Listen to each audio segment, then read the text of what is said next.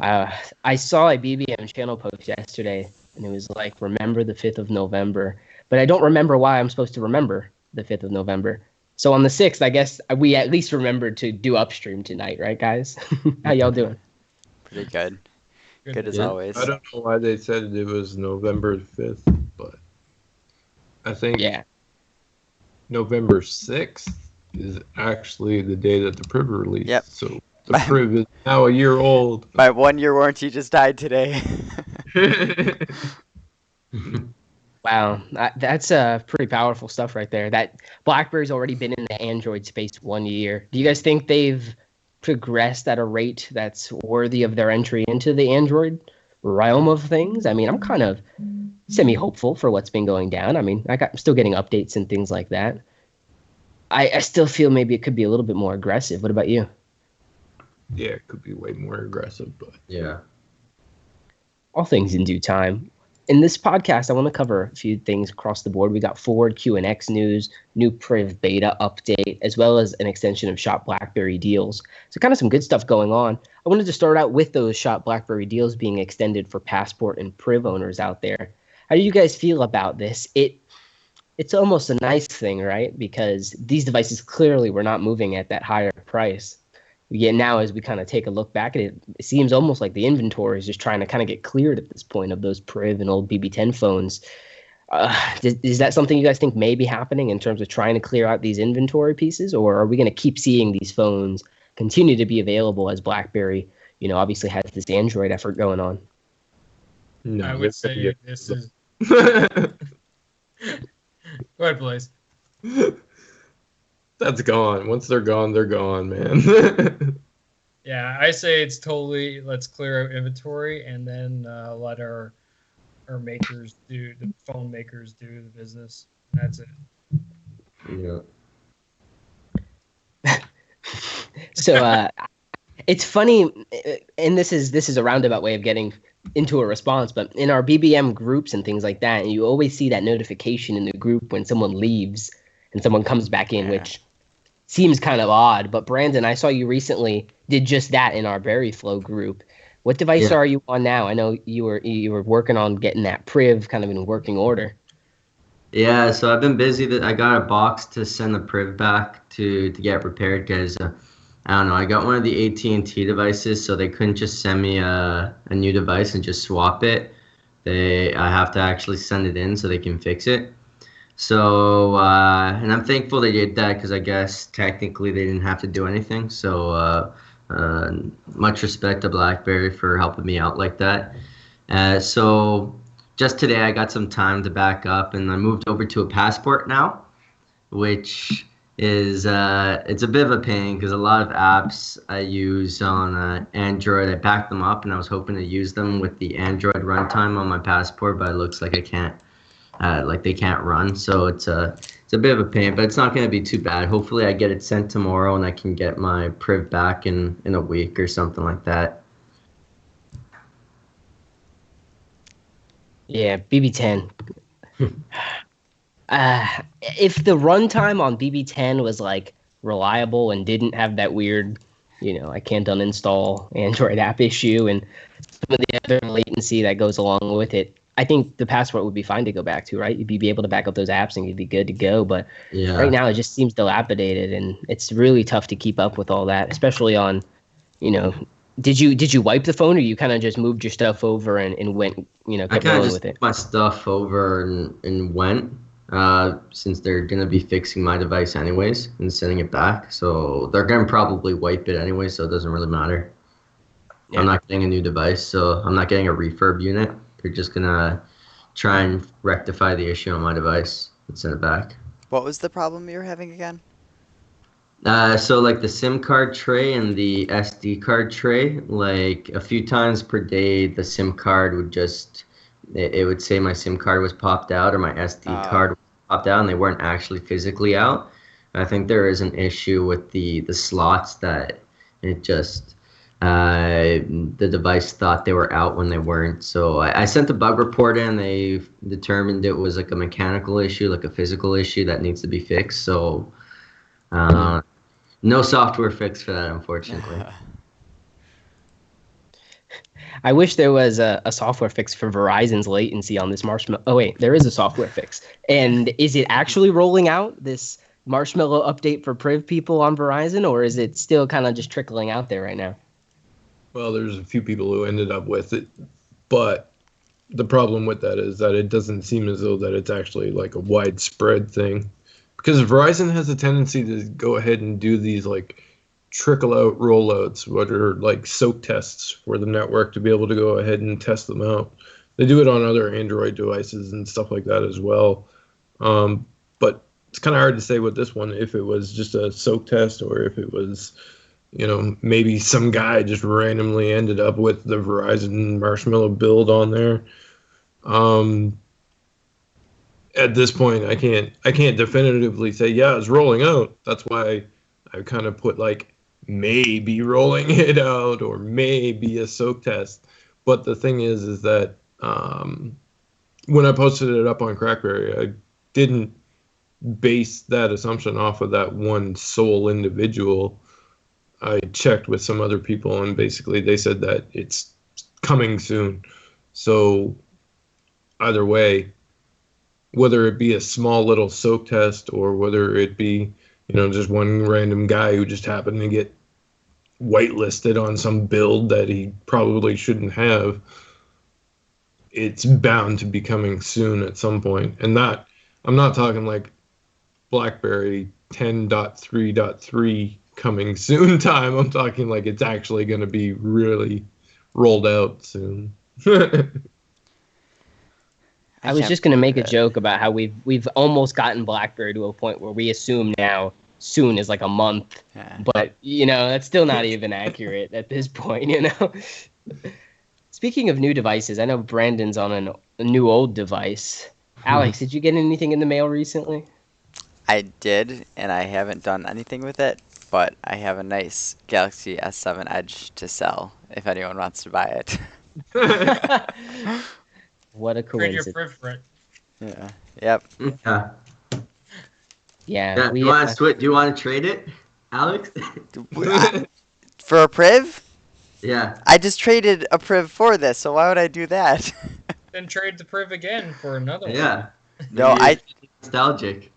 That makes absolutely so much sense. So let's do it. I'm no down.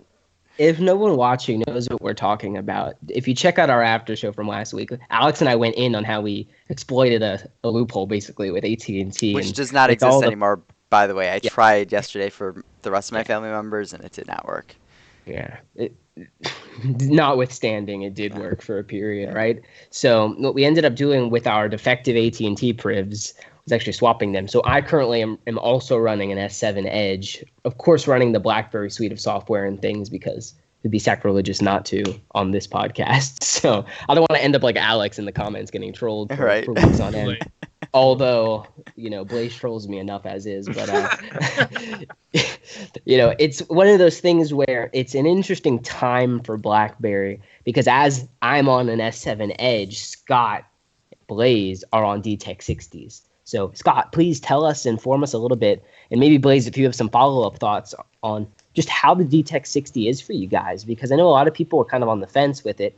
If I were to go try to buy an S7 Edge or go try to buy, an Alex type Pixel or something, it cost me just an arm and a leg to get ultimately something I may not appreciate to its fullest extent, right? But with the DTEC 60, it's such a nice price point. How do you guys feel? How are you guys adjusting? Well, if anyone cares to know exactly why I went DTEC 60 device over the other devices, feel free to swing by BerryCentral.com, read my post on the whole thought process went down it. First off the gate, the weight is awesome. This actual device weight is, like, for me personally, perfect. That's exactly what I expect out of a device. Lightning fast, like Blaze has said in the past. I've been shooting some pictures, especially today, and camera quality is actually impressive compared to the Privs, and notwithstanding the front facing, which was absolutely horrible there. So far, no real complaints. The speaker on, as I was telling you guys before, is super loud. Probably the best speaker set so far, I'm willing to say, on a BlackBerry device.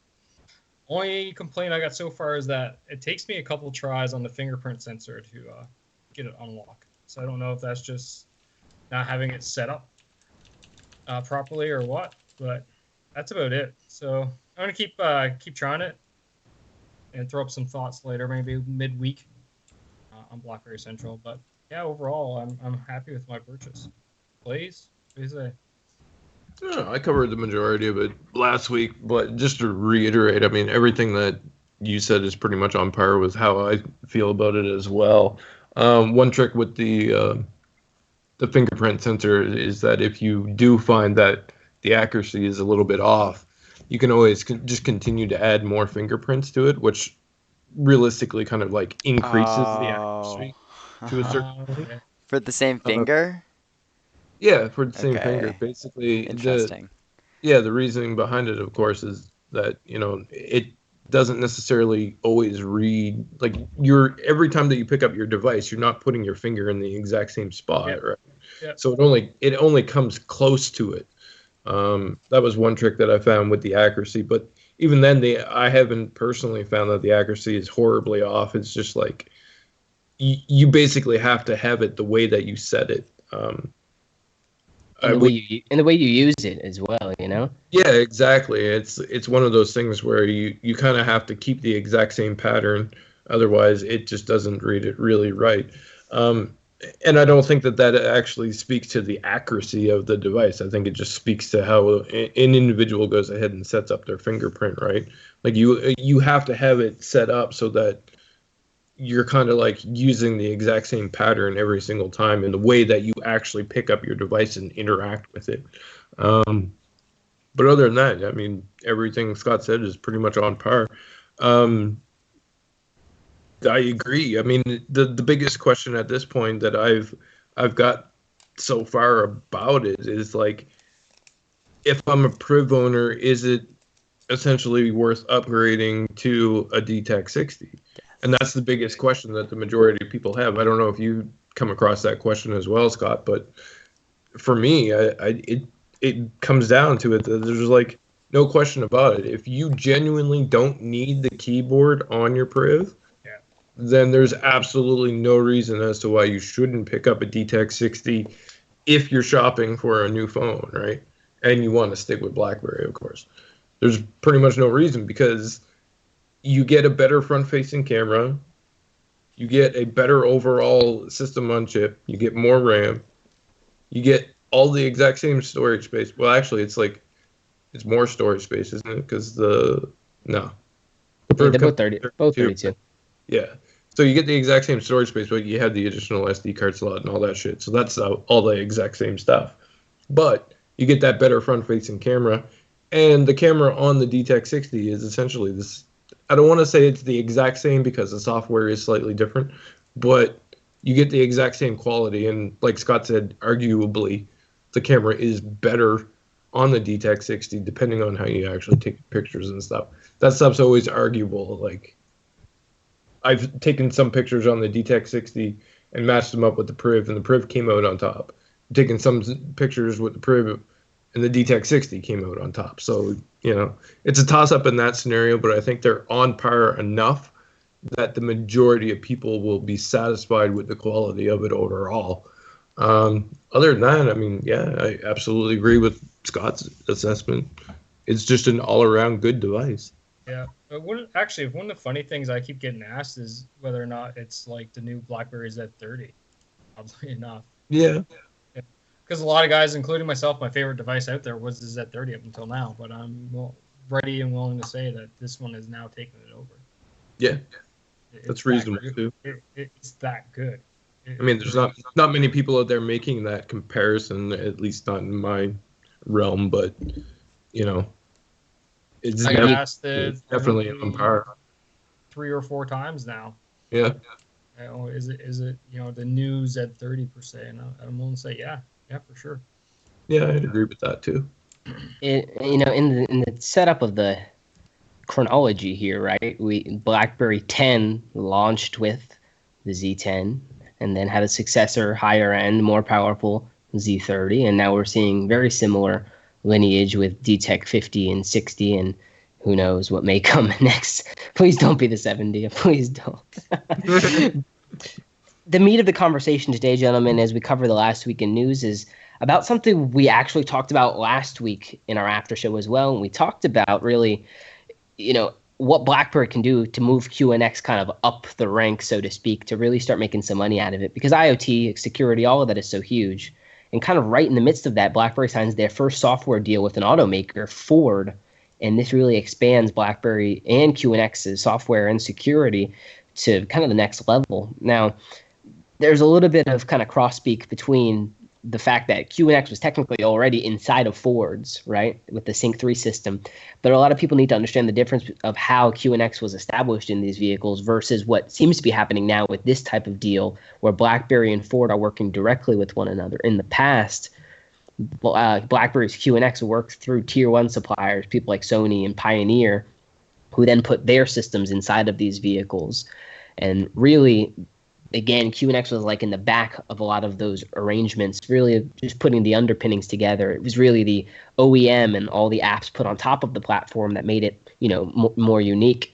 With this deal with Ford and BlackBerry, you see Ford really shifting into like a mobility company as well as an automaker and really focusing on that effort. We see them in San Francisco with Uber actually driving autonomous Ubers around already. So a lot of this is percolating toward this kind of Internet of Things and the autonomous drive capabilities that we know are out there, right? And BlackBerry's not the only one barking up that tree, right? Obviously, Apple's got their own endeavors in that. But I've just found it really interesting. I believe the royalty deals of old were like under $10 a unit. So yeah, you have 60 million vehicles you're in, but the royalties off of them is very small. So it doesn't add a lot to the bottom line. A deal like this where BlackBerry has like designated people helping Ford out, building on what that next generation platform looks like for their vehicles, and then maybe Ford's autonomous software going in on top of that, it really expands potentially the viability of what BlackBerry's doing in this sense. And you can imagine the difference of like a Dan Dodge deal, right? Back in the day where connected cars were not so big a thing versus like a John Chen deal now. And I'm sure John Chen's working to get the right amount of money out of these types of deals so that it's something worth the investment of time and effort and the collaboration. What do you guys feel with this type of deal? Do you think it's something good for BlackBerry, or do you feel like maybe it's a little bit past due, so to speak, that this is a deal they maybe should have tried to do years back as opposed to doing it right now? I think basically you're right in both respects there. They should have done it years ago, but at the same time, it's a good deal to have come about now, especially now. Realistically, it probably wasn't even like a huge genuine thought on the radar for that point, because autonomous cars and security in cars and networking in cars and all that stuff wasn't necessarily a huge thing as what it is now and what it is projected to be in the future. But it signals right now as being something good and something that is obviously going to play out nice for them in the long run, as long as they can start turning on some profit for it. And hopefully the world becomes more accepting of the autonomous cars and at least the security that is needing to be implemented in those cars. Like we've talked about it before. I mean, that stuff is coming, and that stuff is like not that far off down the road, but there's still a lot of rules and regulations and hurdles that have to be jumped over in order to be able to go ahead and reach that sort of future of the connected car and the autonomous car on the road and stuff like that. But in the long run, I think it puts BlackBerry, or at least QNX, in a good position to be able to go ahead and if nothing else, take it to other car manufacturers as well, right? Because if you it's kind of like, once you get your foot in the door, then you have some place to stand, right? Because you can say, well, we already have a deal with Ford. Why can't we make this deal with you? You know what I mean? Right. And less paperwork, right? You just kind of copy and paste the names over and you're good to go. Well, you say that as long as they don't have an exclusive deal, right? Yeah.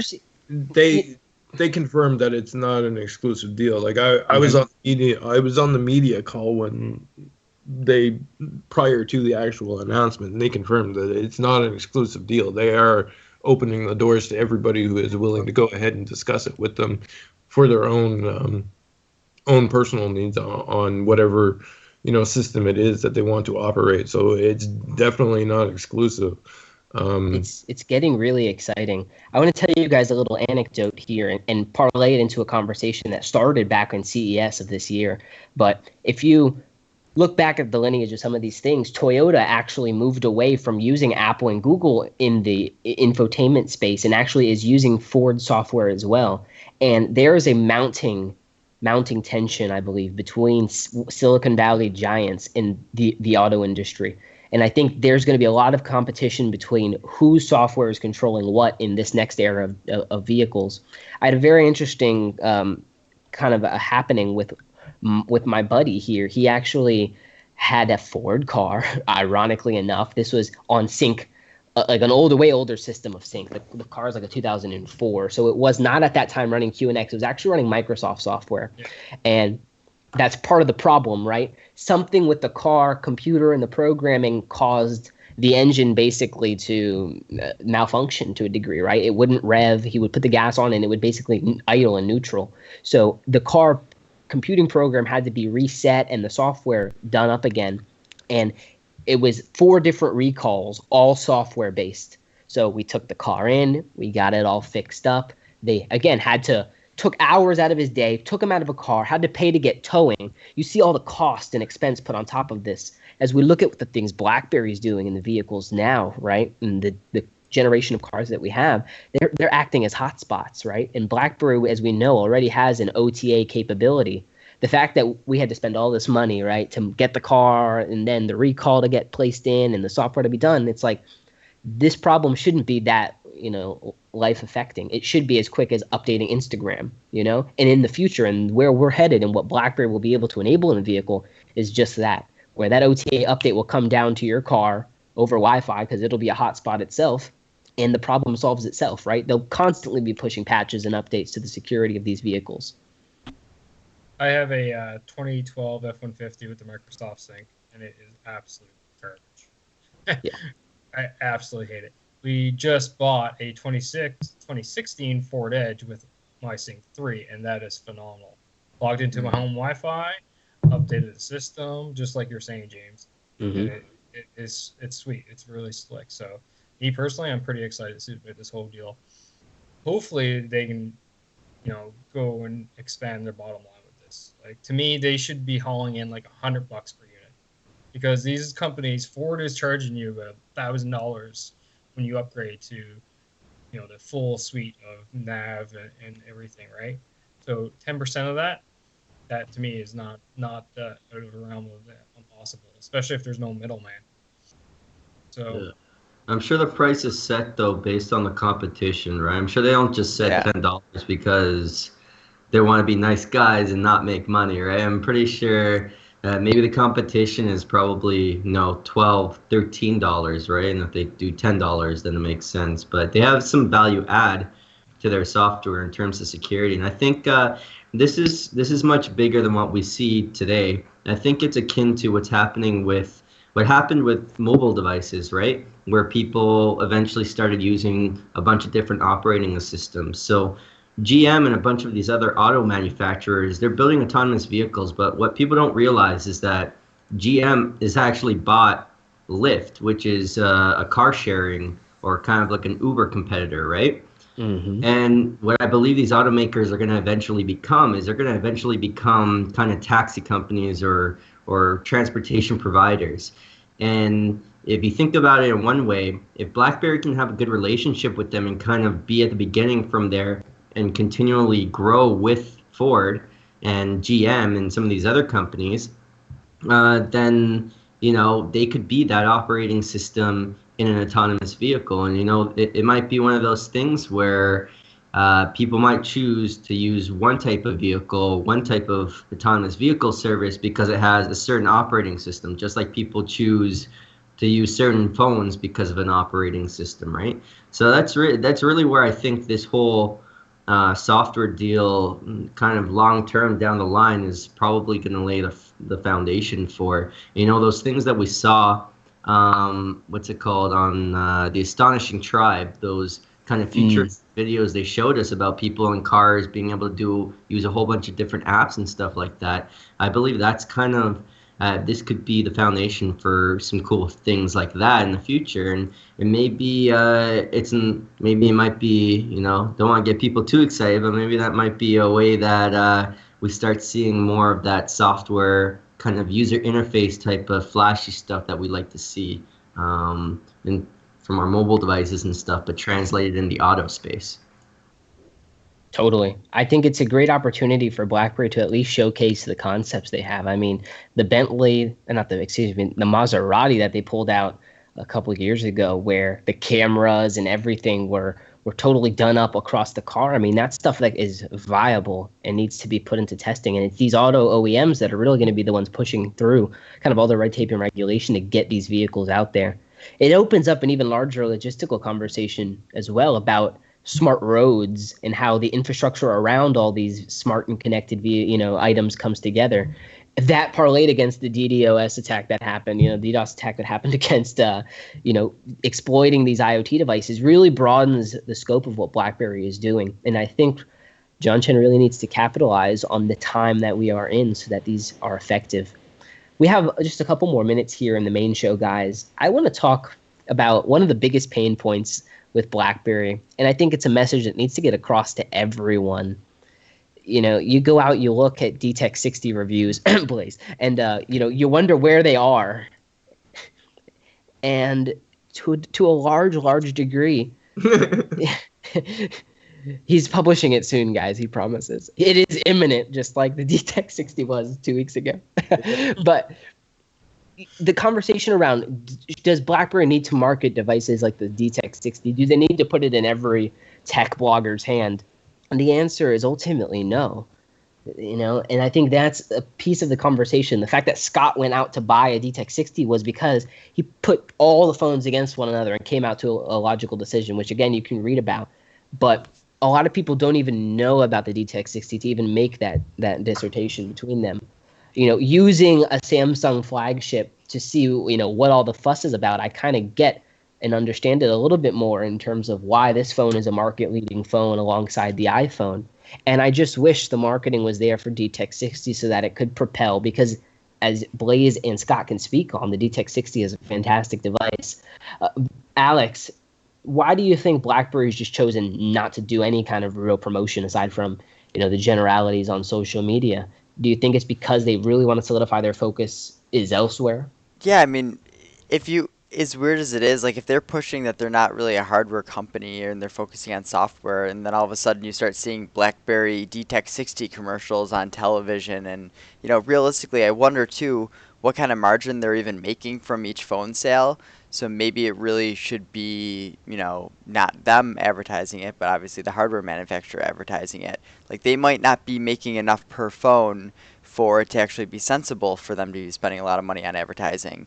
But realistically, I think it's just confusing to the end user. I mean, I look at family members and friends who look at BlackBerry and they're asking me like, so, BlackBerry, they don't sell hardware anymore. They're not a hardware company. And it's like, well, they are, but they aren't. I mean, like they have it, but they're like, yes, they're a software company. Like it's confusing and they're confused. So maybe the best way for them to stop the confusion is for them, to not advertise. I know that doesn't sound overly sensible, but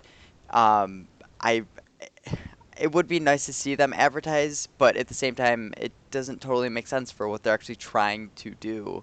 When Marty Beard posts on BlackBerry's site that this phone is comparable to a Pixel and an iPhone 7 Plus, I fail to see the conviction behind the device being in market when it is so competitive. It is a great offering. It does have all the things we want in a smartphone. Blaze, can you touch on it a little bit?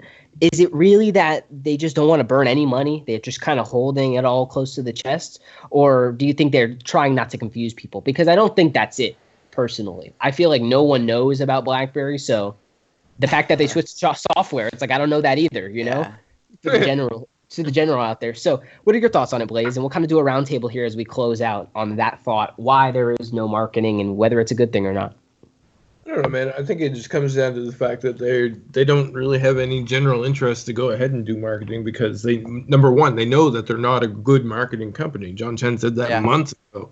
They're terrible at marketing and they know that, right? So they're not going to go ahead and put the money towards it to be able to go ahead and bring someone in who could actually do a good job on it, because part of that marketing is kind of essentially built in through a limited number of their fan base anyways. They're basically, if Scott was to go ahead and post something about the DTEC 60, positive about the DTEC 60 on like his social media, chances are that post that he makes is probably going to end up somewhere on like the BlackBerry blog.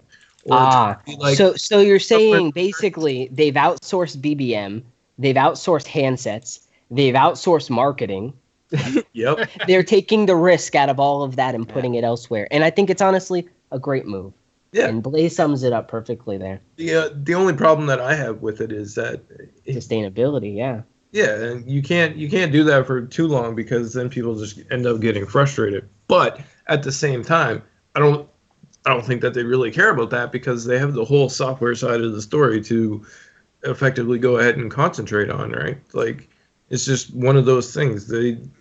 You also need to consider that this is one of the few remaining devices that was essentially on their roadmap. You know what I mean? Like, they've completed their general roadmap at this point, and the QWERTY device, whatever that appears as, is still one of those debatable ones that was left on the roadmap, and its status is sort of like in flux, I guess you could say, at this point, because they don't know who's going to be making it or whatever the scenario may be. But if they're at the end of their roadmap and they haven't done any previous marketing, why would they go ahead and do any marketing for this one, right? Like, if there's any device they're going to market, they should have done it like crazy for the Priv. Yeah, they should have done it for Priv. They kind of did a little bit to BlackBerry Sam. Yeah, there's and they should have done it. They should have done it for the DTEC 50 as well, even though that the DTEC 50 wasn't necessarily a standout device, and they came out and they said that's a fleet device, but still, even fleet devices need marketing. I just generally don't think that they care about marketing anymore. They know that they're not good at it. They're at the end of their roadmap. They have a built-in customer base that they've held on to, who is helping them do the marketing in some respects. So why put more money into it if they know that the return isn't necessarily there to begin with? So because a big part of marketing isn't just to sell phones or software, it's to build a brand. And I feel like the one thing that's been dwindling over the years with BlackBerry is the brand. They used to have such a great brand. You think of BlackBerry, everyone would know them, and this feeling came to mind when you thought of BlackBerry. Now it's this really, ask the average person what they think about BlackBerry, and I don't like their gut reaction probably is not positive. The only way to fix that is through marketing. But if they're focusing on, enterprise anyway, it's never going to be sexy. It's never going to be that brand that once was. So I guess, is that fine? Is that going to be okay for BlackBerry to do? Yeah, let's just stop the podcast at this point, right, guys? I mean, it's not sexy. Alex is totally correct, and I honestly feel like we're in the mourning period. Not the like daytime morning, but like the it's dead morning. I think like they kind of need to let things even out, settle down. We did kill hardware, and then they can reintroduce their brand and reposition it. I think the marketing right now would be a little bit of not miscommunication, but cross communication. And at least now we're only hearing one thing verbally while their actions say something else, which is a whole other kind of paradoxical situation. But at least the message has stayed true. Software, software, software. Let's jump on the after show, guys. We'll end this for just to wrap that portion up. It would also be confusing to basically, with the information that is available and is out there, it would be confusing for BlackBerry to say, yeah, check out our new device, when a lot of people know that it's not generally a BlackBerry device anyways. Like, if BlackBerry is spending money on marketing, how do they compete with like T-Mobile, who has a Windows version of the exact same phone? Like, how do you explain that to the customer? You know what I mean? Like, how can you put that across? Because chances are they're going to come across it somewheres along the line.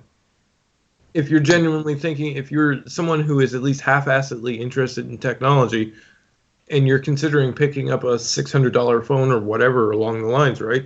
You're going to come across these sort of things. Like, why does T-Mobile have a Windows version of the exact same phone?